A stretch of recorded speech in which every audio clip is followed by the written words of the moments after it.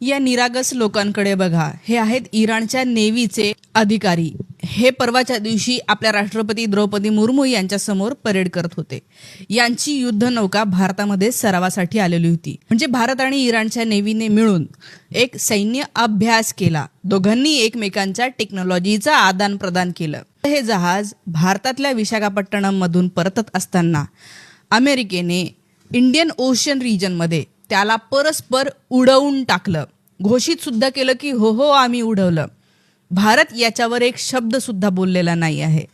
काही अंधभक्त म्हणतात हा इंटरनॅशनल वॉटर्सचा भाग आहे. तुमच्या माहितीसाठी सांगते, इंडियन ओशन मधल्या या सगळ्या भागाला एरिया ऑफ इंडियन इन्फ्लुएन्स असं म्हटलं जातं. म्हणजे भारताचा इन्फ्लुएन्स असलेला एरिया. या एरियामध्ये जेव्हा असं काही होतं तेव्हा त्याची माहिती भारताला असली पाहिजे. किंवा असं काही अमेरिका आपल्या इतक्या जवळ येऊन जर करत असेल तर विचार करा, ते भारताच्या हद्दीमध्ये सुद्धा घुसू शकतात. कारण इराणमध्ये ते घुसलेलेच आहेत. आणि ज्या लोकांना ह्या सगळ्या गोष्टींनी बरं वाटत असेल, बरं झालं त्यांची युद्धनौका अडकवली, त्यांच्यासाठी सांगते, इराणमध्ये चाबार नावाचं बंदर हे भारत विकसित करतोय. इराणने ते विकसित करायला आपल्याला मदत केलेली आहे.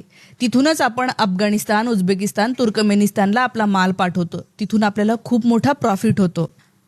या चाबार बंदर आणि होर्मुझच्या सामुद्रधुनीमध्ये भारताचे 1100 पेक्षा जास्त सैनिक आजही अडकलेले आहे.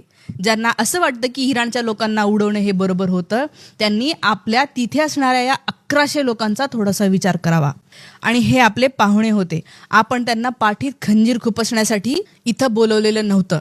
आपल्या घरी पाहुणे आल्याच्या नंतर ते नीट व्यवस्थित पोहोचले की नाही ही आपली जबाबदारी असते. निदान त्याची विचारपूस करणं किंवा त्यांच्यासोबत काही घातपात झाला तर ते चुकीचं झालं असं म्हणणं ही भारताची परंपरा राहिलेली आहे. भारताने तर यांना मदत केली नाही. श्रीलंका सोबत आला आणि श्रीलंकेने त्या नेव्हीला आपलं शिप पाठवून त्या तिथल्या काही लोकांचा जीव वाचवला. 80 लोक अजूनही बेपत्ता आहेत. आणि भारत इराणच्या बाजूने उभा नाही आहे म्हणून इराणने भारताच्या तिथून येणाऱ्या सगळ्या तेलाचे जहाज अडवलेले आहे, मालाचे जहाज अडवलेले आहे. काही दिवसानंतर इथलं तेल आणि इथला माल जेव्हा महाग होईल तेव्हा तुम्हाला इराणची आठवण होईल.